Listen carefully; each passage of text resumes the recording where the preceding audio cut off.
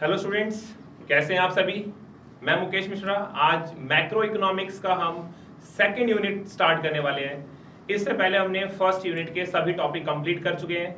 हाँ, इसके कुछ छोटे छोटे टॉपिक्स हैं जो अभी हमने कवर नहीं किया है, बिकॉज उसके लिए आपको बुक चाहिए, और जब आप लोगों के पास बुक्स अवेलेबल हो जाएंगी तो हम बुक से उन छोटे टॉपिक को भी कवर कर लेंगे यूनिट फर्स्ट के। बाकी नेशनल इनकम में कोई बहुत ज़्यादा टॉपिक नहीं छूटा हुआ है हमारा, ठीक है।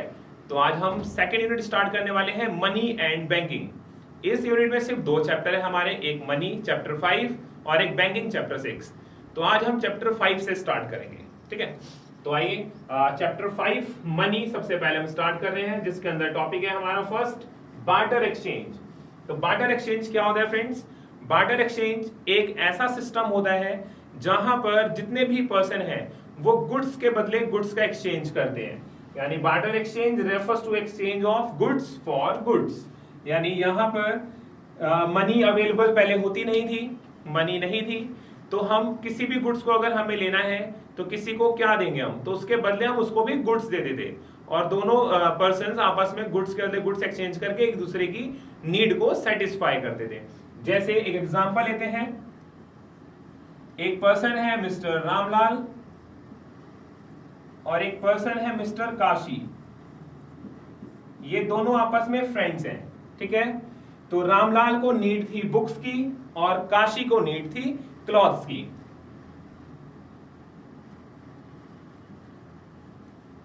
तो रामलाल के पास है क्लॉथ्स और काशी के पास है बुक्स। रामलाल को क्या चाहिए? बुक्स। काशी को क्या चाहिए? क्लॉथ्स। तो यहां पर क्या होगा, रामलाल काशी को दे देगा क्लॉथ्स और काशी रामलाल को दे देगा बुक्स। इन दोनों के नीड्स अपने आप ही सेटिस्फाई हो जाएंगी। इस तरह से ये दोनों एक दूसरे को गुड्स के बदले गुड एक्सचेंज करके अपनी डिमांड या अपनी नीड्स को सेटिस्फाई कर देते। इसी सिस्टम को हम बोलते थे बार्टर एक्सचेंज। जिस इकोनॉमी के अंदर बार्टर एक्सचेंज होता है उसको हम बोलते हैं CC economy, commodity commodity economy. Okay, तो हम नेक्स्ट टॉपिक देखते हैं, लिमिटेशंस ऑफ बार्टर एक्सचेंज।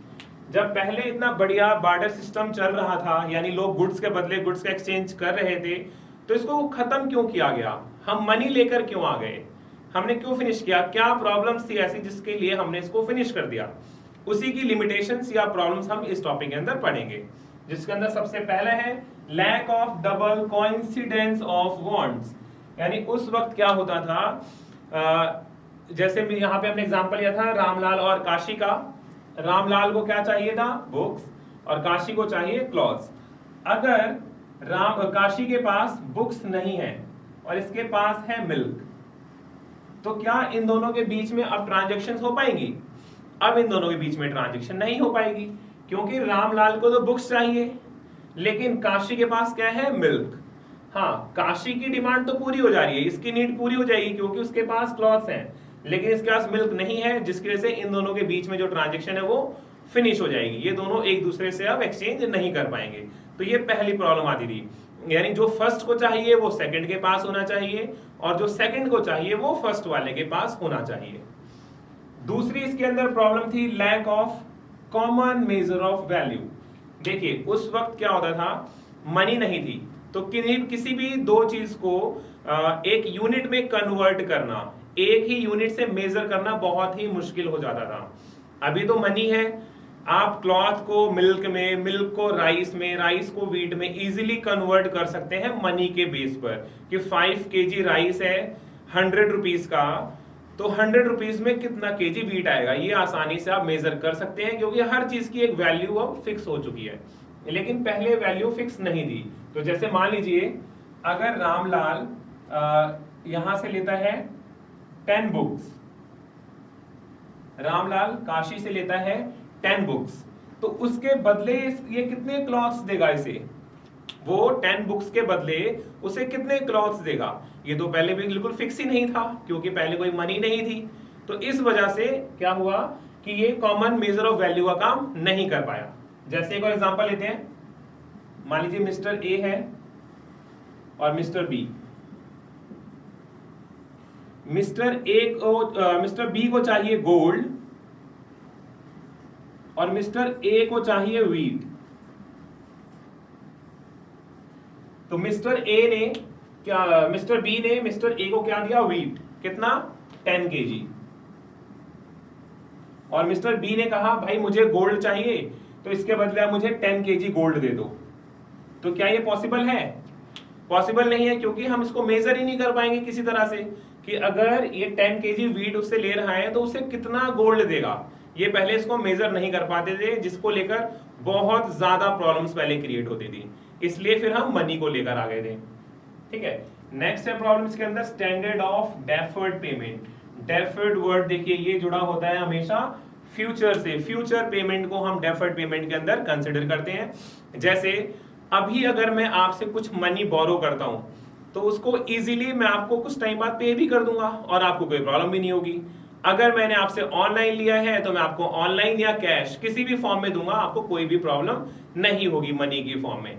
लेकिन पहले के टाइम पे जब लोग एक दूसरे से गुड्स बोरो करते थे और उसको रिटर्न करने में बहुत ज्यादा प्रॉब्लम आती थी। मान लीजिए मिस्टर ए ने मिस्टर बी से 100 kg राइस लिया और उसने कहा मैं आपको नेक्स्ट ईयर पे कर दूंगा, नेक्स्ट ईयर मैं आपको 100 kg राइस दे दूंगा। लेकिन जब इसने 100 kg राइस को पे दिया तो वहां पर जो उसकी क्वालिटी थी, उस राइस का जो ग्रेड था वो पहले वाले राइस से कम था, क्योंकि जरूरी नहीं है कि जो क्वालिटी जो ग्रेड पहले उसने किसी से बोरो किया है सेम वही उसको वो रिटर्न कर दे।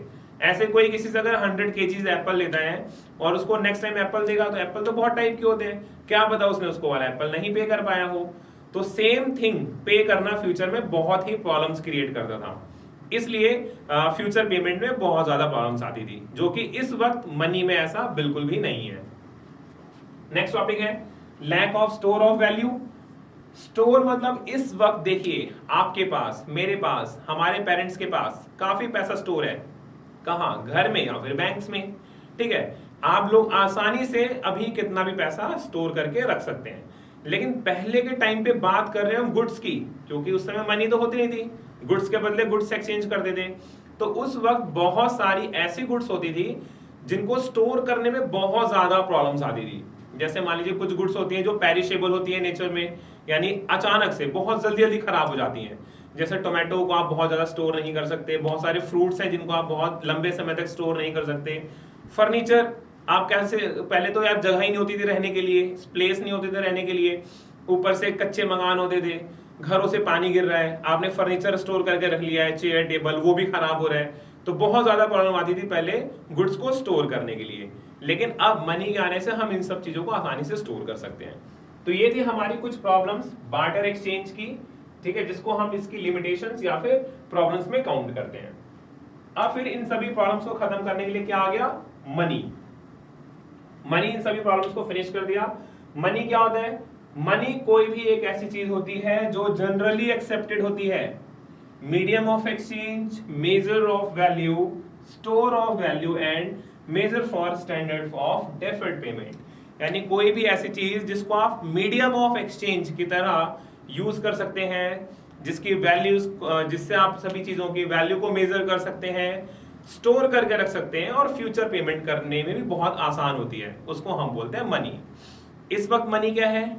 Coins, currency notes, cheques, bill of exchange, इस तरह से बहुत सारी चीजें हैं जिससे हम एक दूसरे से इजीली एक्सचेंज कर पाते हैं।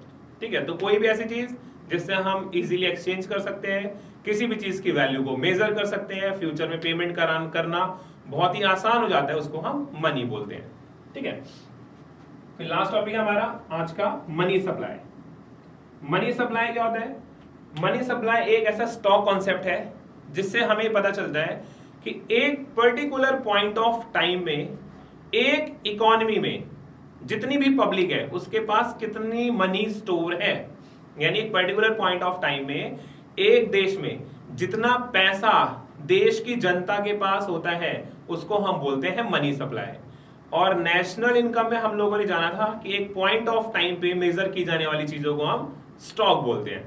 तो इसलिए मनी सप्लाई भी क्या है? एक स्टॉक कॉन्सेप्ट है। और आपके इस चैप्टर के अंदर मनी सप्लाई को मेजर करने के भी कुछ इंटरेस्टिंग मेथड्स हैं या फिर मेजरमेंट है जिससे हम मेजर करते हैं मनी सप्लाई को। तो इसको करेंगे हम कवर अपनी नेक्स्ट वीडियो में। मिलते हैं नेक्स्ट वीडियो में।